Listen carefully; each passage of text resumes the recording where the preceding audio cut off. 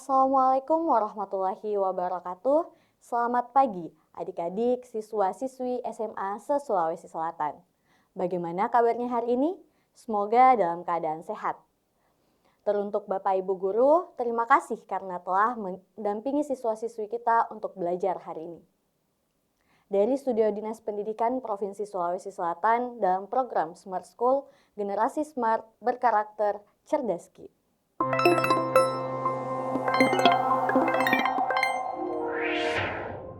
Baik, adik-adik, untuk hari ini bersama saya Kak Aisyah, hari ini kita akan belajar mata pelajaran kimia. Nah, di dalam mata pelajaran kimia, tentu banyak sekali sub-sub pelajaran yang akan kita pelajari. Untuk hari ini, kita akan belajar mengenai bilangan kuantum. Nah, untuk bilangan kuantum, mari kita lihat sebenarnya apa sih bilangan kuantum itu? Bilangan kuantum sendiri adalah angka yang digunakan untuk mengetahui posisi serta sifat dari atom tersebut. Nah, untuk itu hari ini kita akan melihat ada berapa banyak bilangan kuantum. Kita lihat. Untuk bilangan kuantum itu yang pertama ada bilangan kuantum utama. Kemudian yang kedua ada bilangan kuantum asimut. Kemudian yang ketiga itu ada bilangan kuantum magnetik. Kemudian yang keempat itu ada bilangan kuantum spin. Jadi total untuk bilangan kuantum itu ada 4 ya adik-adik. Nah, jangan dilupa untuk bilangan kuantum itu tersendiri, dia masing-masing mempunyai posisi maupun hal yang akan ditunjukkan. Nah, mari kita lihat untuk bilangan kuantum yang pertama.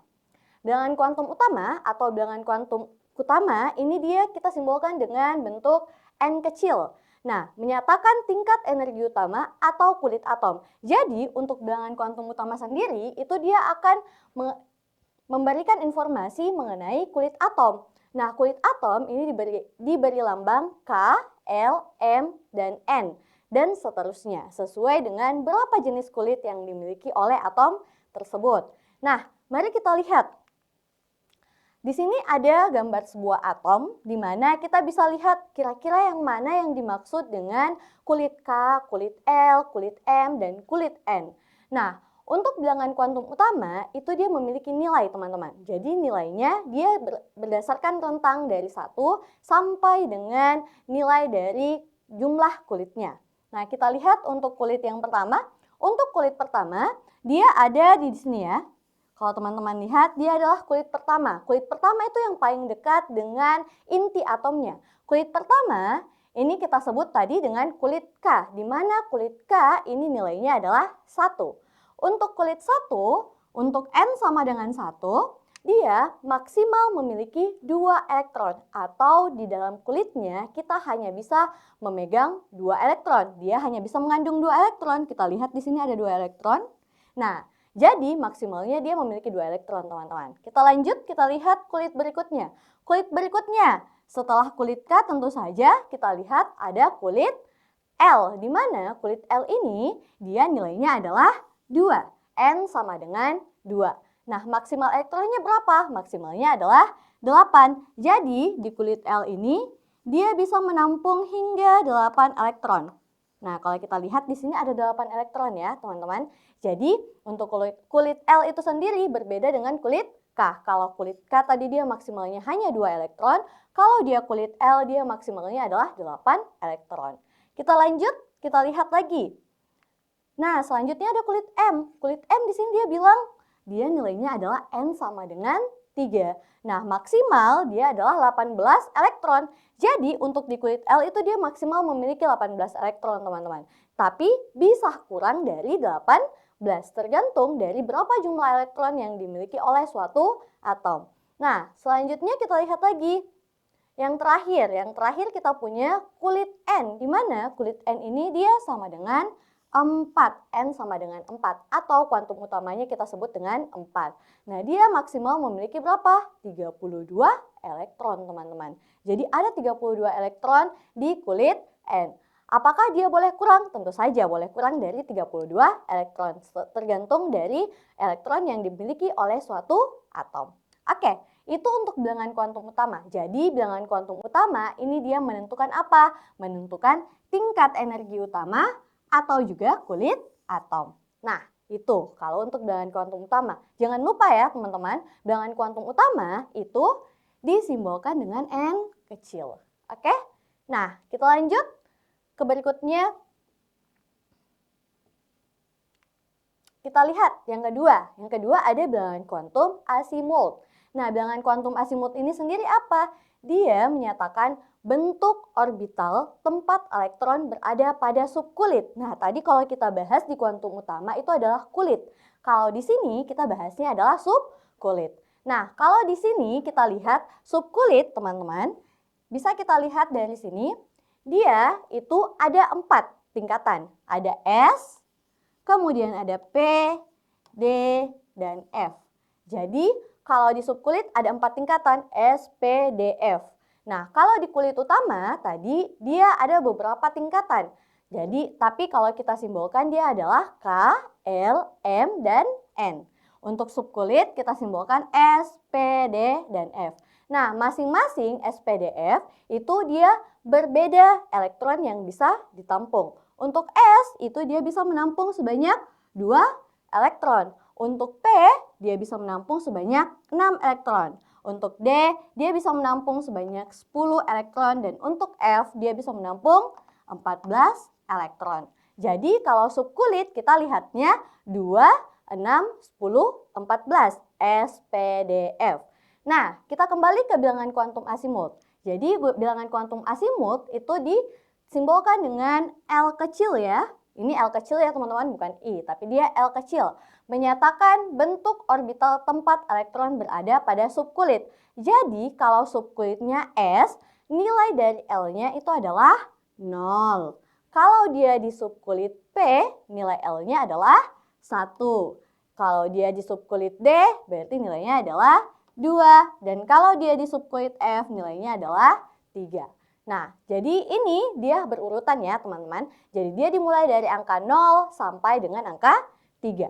Jadi untuk subkulit kita hanya perlu mengingat ada 4. S, P, D, F, 0, 1, 2, dan 3. Itu untuk bilangan kuantum azimuth.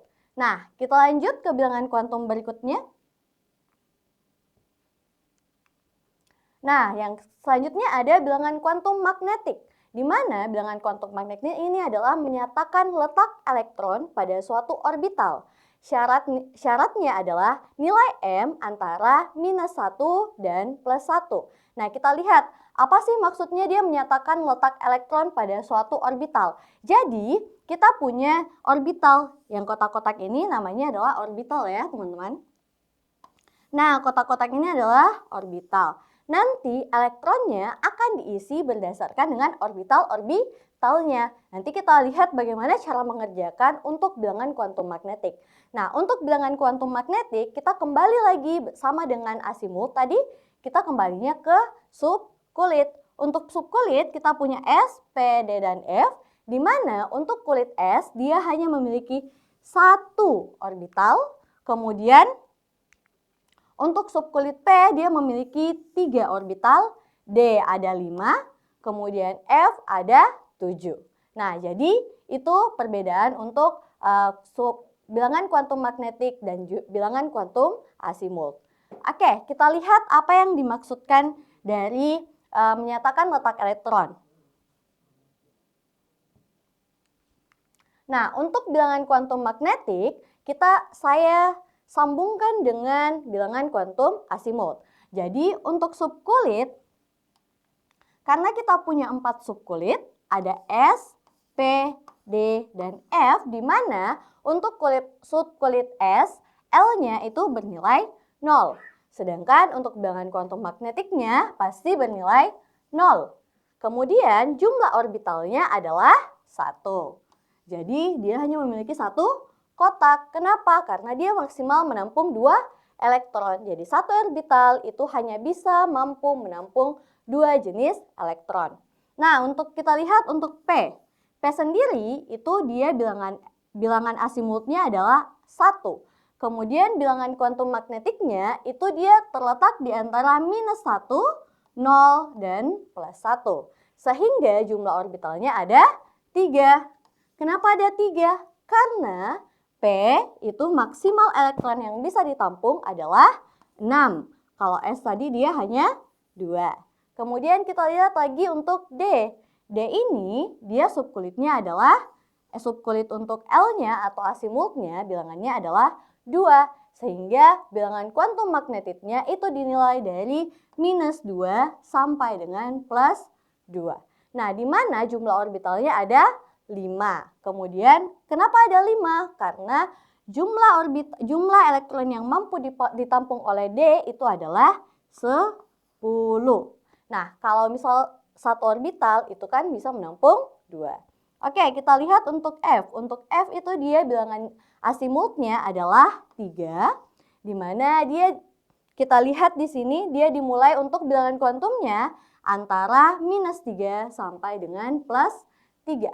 Jumlah orbitalnya ada 7, karena maksimal jumlah elektron yang ditampung oleh F itu adalah 14. Oke, jadi itu untuk bilangan kuantum magnetik. Jadi nanti kalau kita mau lihat bagaimana cara menentukan bilangan kuantum magnetiknya, kita bisa lihat dari di mana elektron terakhir ditempatkan. Nah, kita lihat dulu yang bilangan kuantum berikutnya.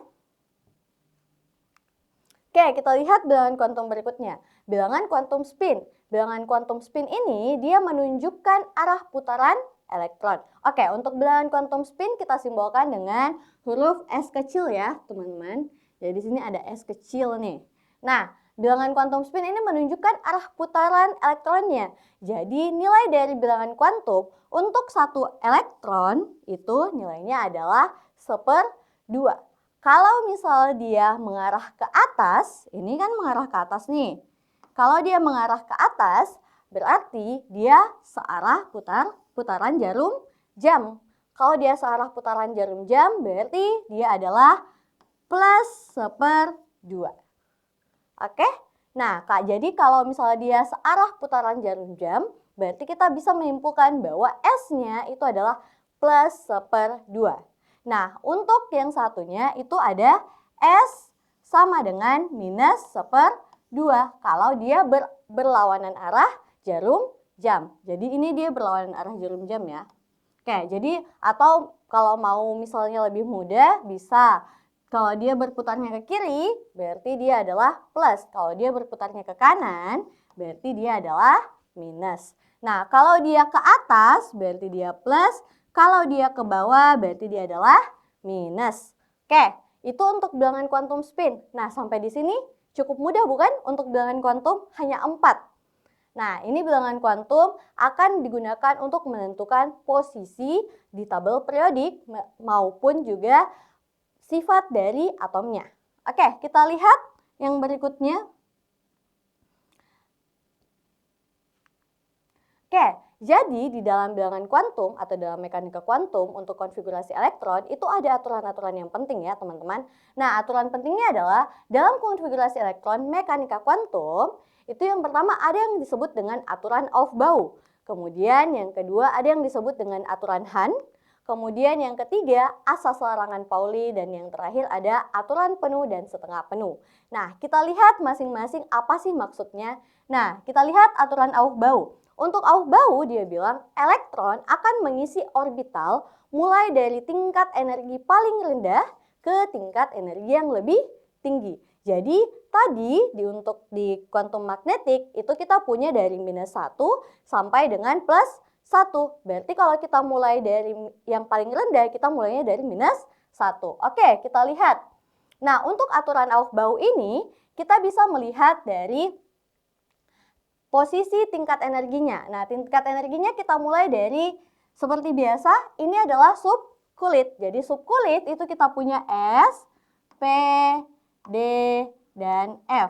Di mana kalau kita lihat urutannya adalah kita lihat tingkat energinya berurutan dari mana. Jadi dia dimulai dari 1S. Berarti kita tulis 1S.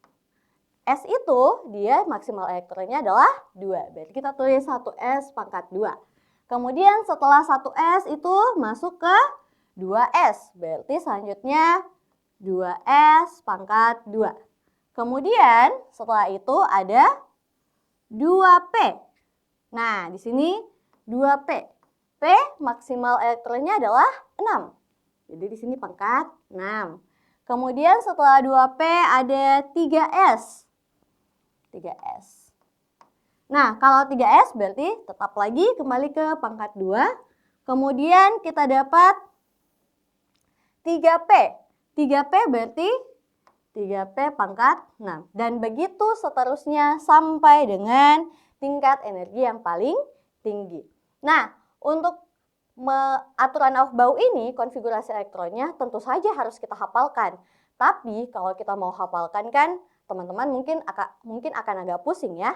Jadi kalau untuk menghafalkan itu bisa ada dua jenis caranya. Yang pertama adalah teman-teman bisa membuat garis diagonalnya terlebih dahulu. Jadi kita bisa mulai dari menuliskan 1, 2, 3, 4, 5, 6, 7, 8. Kemudian baris berikutnya 2, 3, 4, 5, 6, 7, 4, 5, 6, 7, 4, 5, 6, kemudian 5, 6. Di mana kita bisa lihat ini adalah S, P, D, dan F. Nah, nanti teman-teman sisa berikan garis diagonal seperti ini.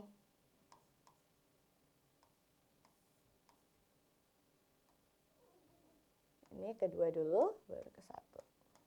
Nah, itu untuk salah satu cara untuk menghafal dari aturan Aufbau. Atau kalau teman-teman lebih suka untuk menghafalkan langsung, teman-teman bisa langsung hafal konfigurasi elektronnya mulai dari 1S pangkat 2 sampai dengan 7P pangkat 6. Sebenarnya ini tergantung dari keahliannya teman-teman lebih suka menghafal atau teman-teman lebih suka mengingat dari grafik. Oke? Nah, itu untuk aturan Aufbau teman-teman. Jadi kita lihat dari aturan Aufbau, dia bilang apa? Dia tadi bilang bahwa kita harus memberikan energi ke tingkat yang lebih rendah terlebih dahulu, baru tingkat yang lebih tinggi. Jadi kalau saya punya 3 elektron misalnya, kalau saya punya 3 elektron, berarti saya isi dulu di 1S pangkat 2. Jadi misal saya punya 3X. Ini X adalah, kita simbolkan saja dengan X. Jadi saya punya 3X. Di mana 3X ini sama dengan 1S2. Setelah 1S berarti 2 dikurang dengan 3. 3 dikurang dengan 2 sisanya adalah 1. Berarti energi selanjutnya adalah S pangkat 1. Jadi jumlah elektronnya 2 tambah 1 sama dengan 3. Itu untuk aturan Aufbau. Nah, mudah bukan untuk aturan Aufbau? Kita lanjut ke yang berikutnya. Nah, yang berikutnya ada aturan Han, di mana elektron akan mengisi orbital kosong terlebih dahulu dengan spin sejajar sebelum berpasangan. Jadi kalau aturan Han ini dia masuknya di mana? Bilangan kuantum magnetik. Jadi kita lihat. Nah, untuk aturan Han kita lihat di sini ada orbital P, teman-teman. Orbital P, kalau kita lihat orbital P itu dia punya 3 orbital. Ada 1, 2, dan 3. Ada 3 kotak ya. Nah, kalau kita lihat tadi dia bilang kita harus isi orbital kosong terlebih dahulu dengan spin yang sejajar. Jadi kita mulai dari energi paling rendah minus 1. Jadi kita mulai dari 1, kemudian 2. Nah, kenapa? Karena dia bilang tadi kita harus isi orbital yang kosong. Jadi kita tidak isinya di sini dulu, tapi kita isi di sini terlebih dahulu. Baru kita isi yang ini lagi. Nanti kalau misal yang orbital ketiganya sudah penuh dengan sejajar, sudah penuh seperti ini, baru kita isi lagi 1. Kenapa seperti itu? Agar atomnya bisa lebih stabil. Kalau atomnya diisi terlebih dahulu di sini, kita isi seperti ini, maka dia akan gaya tolak-menolak antar elektronnya itu akan tinggi sehingga atomnya menjadi lebih tidak stabil. Sehingga untuk menjadi stabil, kita ratakan dulu semua. Jadi ini bisa jadi sini. Nah, jadi untuk isi orbital P-nya itu kita isi dulu satu-satu. Jadi kalau misal orbital P-nya di sini ada 5. Misal P5, berarti kita isinya 1, 2, 3, 4, 5. Sehingga M-nya sama dengan 0. Nah, karena dia mengarah ke bawah, berarti S-nya sama dengan minus 1/4. 2. Oke, itu untuk aturan Han sendiri. Kita lihat aturan berikutnya. Aturan berikutnya adalah asas larangan Pauli.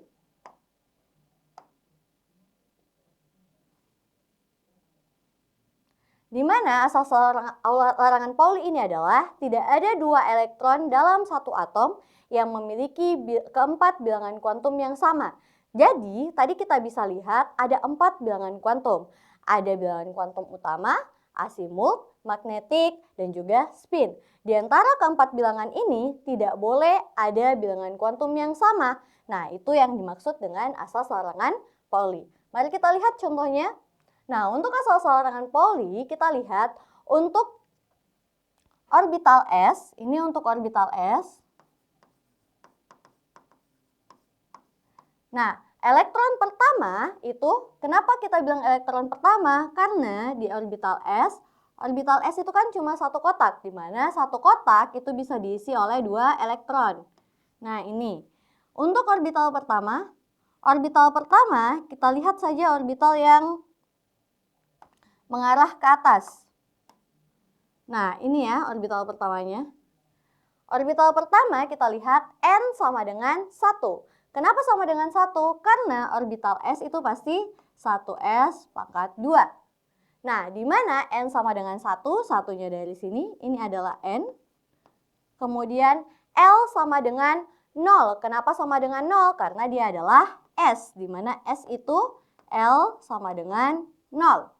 Kemudian M sama dengan 0. Kenapa? Karena kalau dia satu orbital berarti dia dimulai dari angka tengah atau 0. Nah, 0 kemudian S, di mana S-nya adalah plus 1/2, teman-teman. Di sini ada plus. Nah, kenapa dia bisa plus? Karena yang dimaksud adalah yang ini. Jadi dia yang mengarah ke atas itu berarti dia adalah plus. Sehingga kita dapatkan untuk elektron pertama yang ini, N sama dengan 1, L sama dengan 0, M sama dengan 0, dan S sama dengan plus 1/2. Untuk elektron kedua, kita lihat untuk elektron keduanya. Elektron kedua berarti sampingnya. Nah, kita lihat N sama dengan 1, N-nya sama. L sama dengan 0, sama lagi. M sama dengan 0, sama juga. Nah, S sama dengan minus 1/2, di mana kita lihat kalau di sini adalah plus, dan sedangkan di sini dia pakai minus. Sehingga kalau kita lihat di sini dia 3 dari sini, 3 bilangan kuantumnya itu sama. Nah, tapi satunya berbeda. Sehingga dia sesuai dengan asas larangan Pauli. Jadi yang tidak boleh adalah ketika 4-4-nya sama. Kalau 3 yang sama, satunya beda, itu masih bisa. Oke, jadi kalau kita lihat yang salah, misal kita lihat yang salah. Kita lihat di sini N-nya sama dengan 1. N-nya juga sama dengan 1. L-nya sama dengan 0. M-nya sama dengan 0. Nah, S-nya di sini plus. Di sini juga plus. Kalau dia sama-sama plus, berarti keempatnya sama. Sehingga kalau keempatnya sama, maka ini tidak sesuai dengan asas larangan Pauli. Berarti dia melanggar dari larangan Pauli itu sendiri. Sehingga untuk elektron seperti ini, itu pasti bentuk orbitalnya seperti ini. Nah, bentuknya seperti ini. Sedangkan bentuk orbital seperti ini itu salah. Harusnya adalah satunya ke atas, satunya ke bawah. Oke, itu untuk asas larangan Pauli ya. Nah, mari kita lihat yang selanjutnya. Selanjutnya ada aturan penuh dan setengah penuh. Aturan ini menjelaskan kestabilan orbital tertentu dengan subkulit setengah penuh itu lebih stabil dibandingkan kemudian penuh itu pasti sangat stabil. Oke, kita lihat. Nah, asas larangan Pauli kita lihat misal setengah penuh terjadi kalau S tadi itu dia maksimalnya adalah pangkat 2. Kalau setengah penuh berarti S pangkat 1. Kalau P tadi maksimalnya adalah 6, setengah penuh berarti P pangkat 3. D itu tadi 10 ya, kemudian F itu adalah 14. Sehingga kalau dia bilang setengah penuh berarti bagi duanya. Nah, kita lihat contoh. Contoh untuk atom krom dengan elektron atau nomor atom 24, elektronnya 24, untuk prediksi Aufbau, di mana Aufbau tadi mengatakan kalau kita harus mengisi terlebih dahulu yang tingkat energi lebih rendah dibanding tingkat energi yang lebih tinggi. Jadi, kita isi dulu di S, 4S2, kemudian 3D4. Nah, jadi totalnya ini adalah 24 ya. AR itu nilainya adalah 18. Jadi 18 tambah 2, 20, tambah 4, 24 ya. Nah, jadi kita dapat 4S, 3D pangkat 4, di mana 3D pangkat 4 ini dia kurang stabil.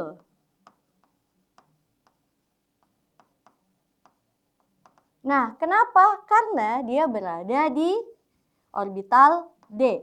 Di mana orbital D itu untuk stabilnya biasanya dia pakai setengah atau penuh. Nah, kalau kita lihat di sini 4 itu kurang 1. Jadi kita bisa eksitasi, ini akan pindah ke energi yang lebih tinggi sehingga kita dapatkan yang lebih stabilnya adalah 4S pangkat 1, 3D pangkat 5. Jadi satu dari S-nya itu kita pindahkan ke D sehingga kita dapatkan 4S1, 3D, 5. Itu untuk setengah penuh. Kita lihat bagaimana kalau misalnya dia dalam keadaan penuh. Untuk keadaan penuh kita lihat S-nya pangkat 2, P-nya pangkat 6, D-nya pangkat 10, F-nya pangkat 14.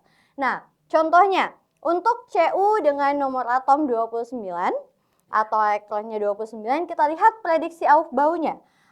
Sekali lagi AR itu adalah argon dengan nomor atom 18. Jadi kita bisa langsung pakai 4S pangkat 2, 3D pangkat 9.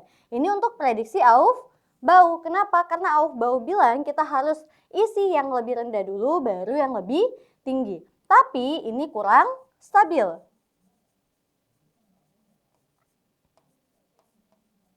Nah, untuk bisa lebih stabil, kita penuhkan dulu untuk D-nya, kemudian S-nya dia setengah penuh. Jadi kita tetap harus mendahulukan yang D dulu ya. Jadi di sini karena dia 2 kita pindahkan 1 ke sini. Sehingga dapatnya adalah 3D10 4S1.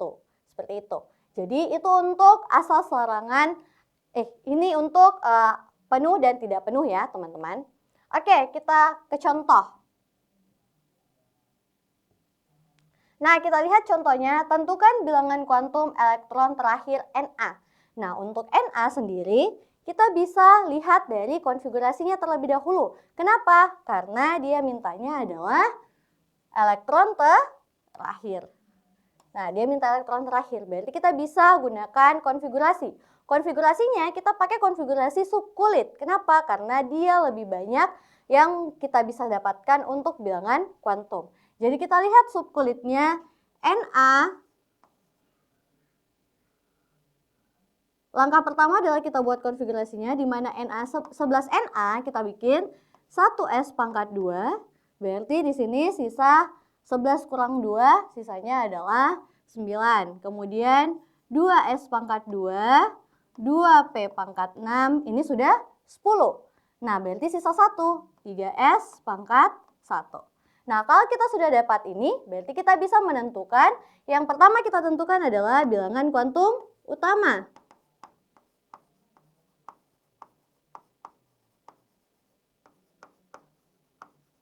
Atau N. Nah, N-nya kita lihat dari, dia bilang adalah elektron terakhir. Jadi kita lihatnya di elektron terakhir ya, ini elektron terakhirnya. Jadi elektron terakhir kita lihat berarti N sama dengan, yang ini adalah bilangan kuantum utama. N sama dengan 3. Kemudian setelah bilangan kuantum utama, kita lihat yang kedua adalah bilangan kuantum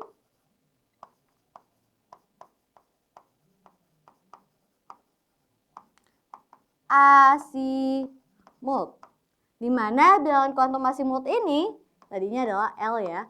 Nah, kita lihat dari dia adanya di orbital S. Karena dia orbital S berarti L sama dengan 0. Oke? Nah, kalau dia di orbital P berarti L sama dengan 1. Nah, kita lihat untuk yang ketiga. Bilangan kuantum magnetik.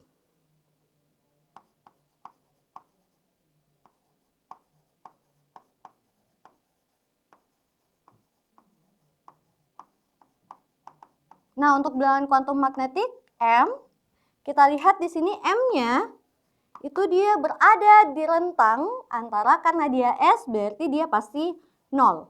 Kenapa S 0? Karena S itu orbitalnya cuma 1, di mana orbital 1 ini nilainya pasti 0. Oke, selanjutnya kita lihat yang keempat, bilangan kuantum spin.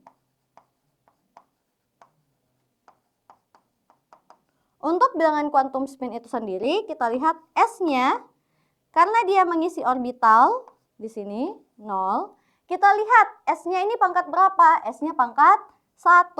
Jadi kita isi dulu untuk yang pertama. Karena dia mengarah ke atas, berarti S-nya sama dengan plus 1/2. Oke, itu untuk bilangan kuantum Na. Jadi kita lihat kalau untuk bilangan kuantum elektron terakhir dari natrium, itu kita dapatkan N-nya itu sama dengan 3, L-nya sama dengan 0, M-nya sama dengan 0, dan kuantum spin-nya sama dengan plus 1/2.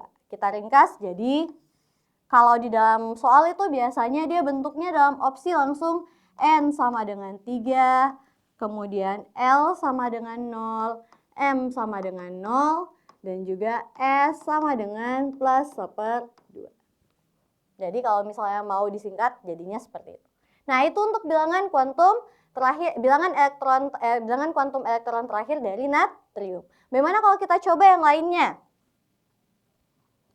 Kita coba yang lainnya, kita lihat untuk Cl. Ada Cl ya teman-teman. Cl itu adalah klorida dengan dengan elektron 17 atau nomor atom 17. Nah, kita lihat.